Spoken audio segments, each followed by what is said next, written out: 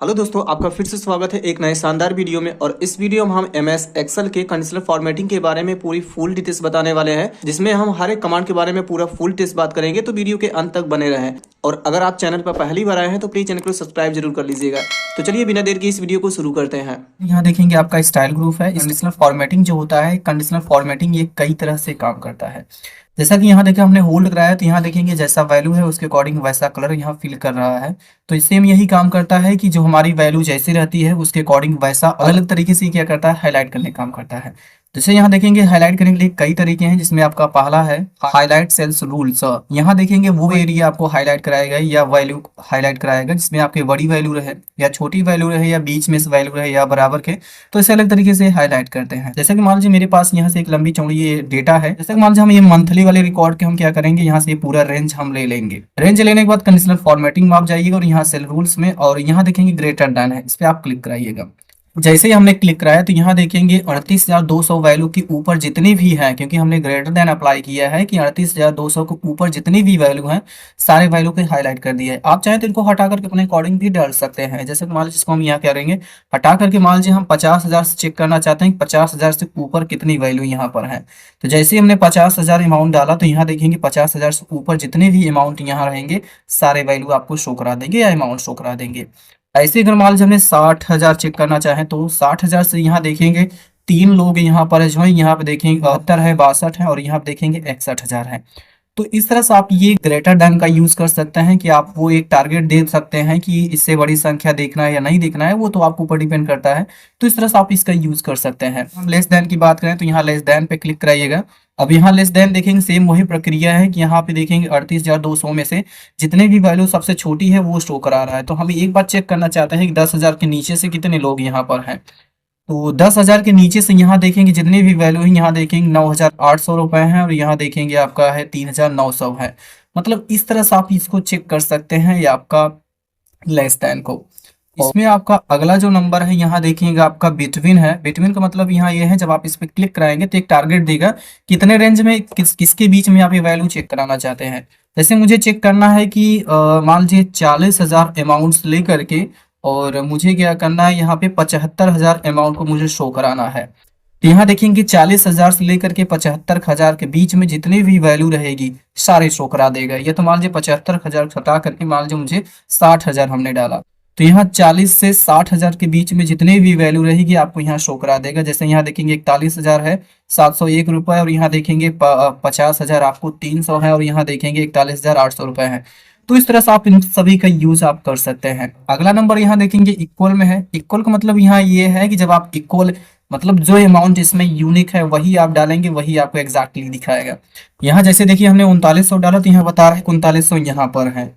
ऐसे आप जो वैल्यू डालेंगे, जैसे मुझे यहाँ पे 20,800 चेक करना है, कहाँ पर है 20,800, तो यहाँ जैसे ही 20,800 डालेंगे तो एग्जैक्टली सिर्फ वही वर्ड दिखाएगा और कोई वैल्यू आपको नहीं दिखाई जाएगी।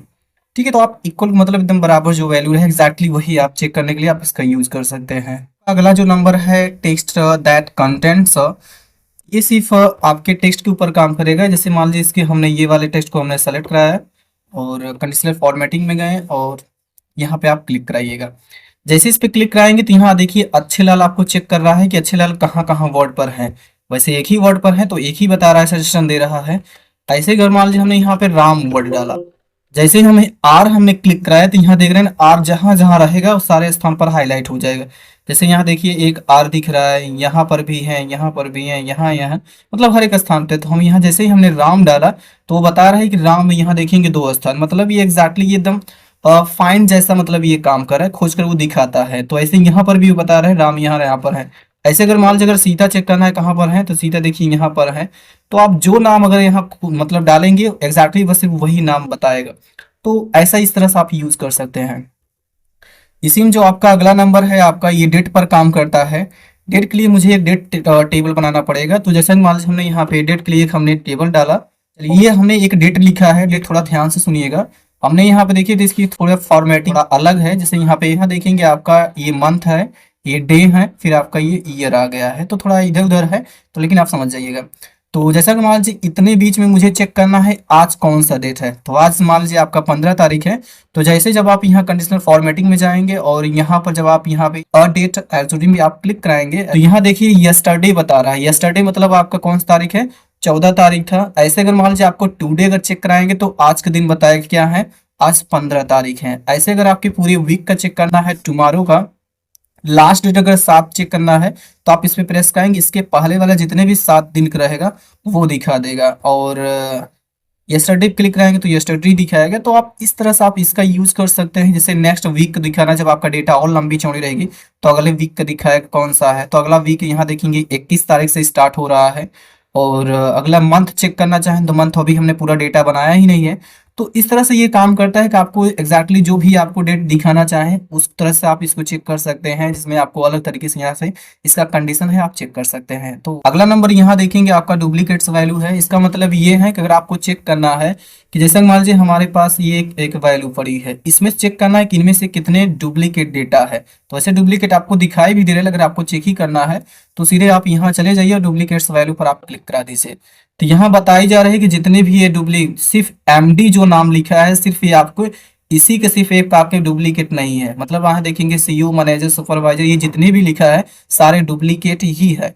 यूनिक सिर्फ आपका एमडी नाम है। अगर हम यहाँ मान लीजिए यूनिक पर क्लिक कराएंगे तो यहाँ देखिए सिर्फ यही बार हाईलाइट होगा, क्योंकि यूनिक मतलब अकेला सिर्फ यही है और सभी का डुप्लीकेट यहाँ डेटा पड़ा हुआ है। तो इस तरह से आप डुप्लीकेट वैल्यू को आप निकाल पाएंगे या चेक कर पाएंगे। अगर आपको कलर का अगर इधर उधर दिखे कलर कोई आपको दूसरा डालना है तो आप यहाँ कलर भी चूज कर सकते हैं। नेक्स्ट नंबर आपका टॉप एंड बॉटम्स रूल्स हैं। यहाँ देखेंगे अगर आपको 10 वैल्यू को अगर टॉप पर चेक करना है या परसेंटेज अकॉर्डिंग चेक करना है या बॉटम में आइटम्स को चेक करना है तो उस तरह से आप चेक कर सकते हैं। जैसा कि मान लीजिए हम यहाँ से यही अमाउंट वाले टोटल कौन सा बैलेंस चेक कर सेलेक्ट कर ले रहे हैं और यहाँ पे जाएंगे, इस पे आप क्लिक कराइएगा।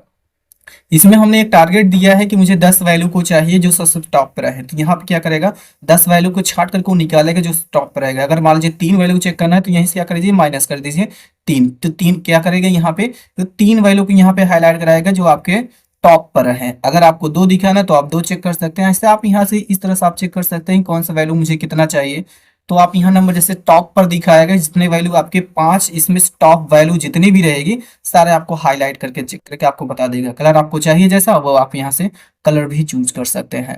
यहाँ पे जो आपका अगला नंबर है टॉप 10%। जब आप इस पे क्लिक कराएंगे तो ये क्या करेगा, परसेंटेज अकॉर्डिंग क्या करेगा, सबसे हाईलाइट दिखाएगा।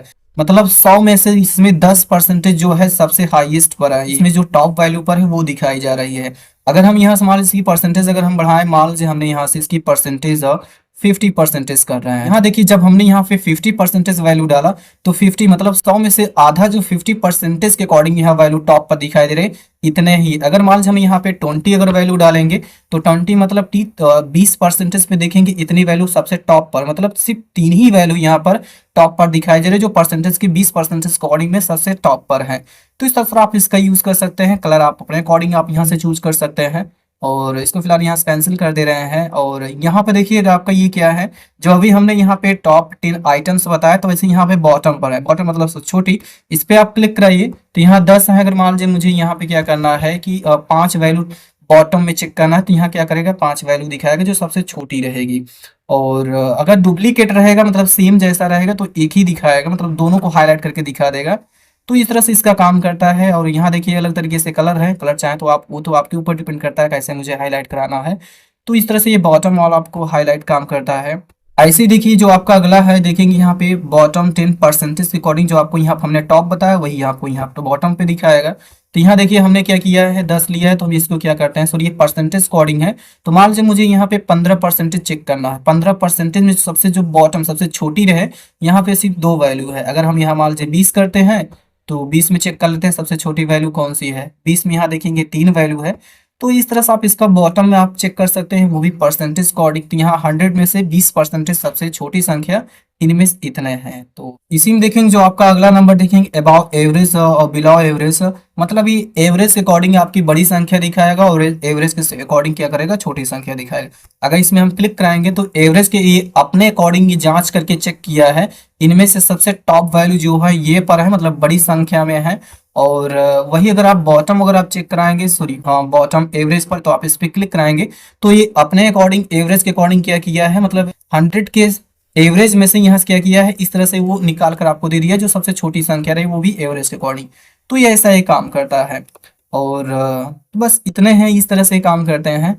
नेक्स्ट नंबर आपका डेटा बॉक्स है। डेटा बॉक्स मतलब यहाँ ये है जो वैल्यू जैसा रहेगा उसके अकॉर्डिंग ये वैसा कलर फिल कराएगा, जैसा लाइक इस तरह से जैसा वैल्यू रहेगी उसके अकॉर्डिंग यहाँ पे कम ज्यादा इस तरह से वो क्या करेगा, ये हाईलाइट कराएगा। तो आप ये डेटा बार का यूज कर सकते हैं। अगर हम कलर ग्रे स्केल की बात करें तो फिलहाल इसको पहले हम हटा दे रहे हैं, यहाँ हम जाएंगे क्लियर में और क्लियर पे क्लिक करा देंगे। अगर हम कलर स्केल की बात करें तो यहाँ देखेंगे ध्यान से, इसमें देखेंगे ध्यान से देखेंगे जो सबसे ऊपरी पट्टी पर है ग्रीन में है और सबसे नीचे देखेंगे आपका रेड में है। इसका मतलब ये है जो इसमें सबसे बड़ी संख्या रहेगी वो रेड ग्रीन कलर में शो करेगा बैकग्राउंड, और जो सबसे छोटी रहेगी वो रेड कलर में शो कराएगा। इस पे हमने देखिए होल्ड किया है, तो इनमें सबसे जो बड़ी संख्या है देख रहे हैं ना आपका सबसे ऊपरी पट्टी पर दिख रहा है जिसमें 72,500 रुपए है, वो सबसे बड़ी है। और सबसे छोटी देखेंगे आपका 3900 रुपए, वो हाईलाइट है जैसा कि आपको यहाँ देखिएगा। सबसे जो बड़ी संख्या है ये वाला है जिसमें आपको ग्रीन कलर है, जो सबसे छोटी है ये वाला है। तो इस तरह से आप इसका यूज कर सकते हैं कलर ग्रे स्केल का। और अगला नंबर देखेंगे आपका ये आइकन्स है। आइकन्स को मतलब यहाँ देखेंगे ये 3 स्टेप में आपका इसका आइकन्स दिखाता है, जिसमें आपका फर्स्ट सेकेंड थर्ड में, और यहाँ देखेंगे फर्स्ट सेकेंड थर्ड फोर्थ मतलब ये 4 स्टेप में है और ये 5 स्टेप में है। तो आपको जिस तरह से आइकन दिखाना है बस उस पर एक बार क्लिक करा दीजिए, तो करेंगे क्या, जैसा वैल्यू रहेगा वो 3 स्टेप में आपको फर्स्ट सेकेंड थर्ड में ऐसा वैल्यू वो दिखा देगा। तो मतलब एक आइकन्स के रूप में दिखा देगा। और न्यू रूल्स का मतलब ये है जो अभी हमने ये पूरा आपको रामायण सुनाया है, इसमें क्या है कि जब इस पे आप क्लिक कराएंगे ये चीजें जो अभी हमने बताया है कि जैसे कौन से वैल्यू आप चेक करना चाहते हैं उसको हाईलाइट करना है।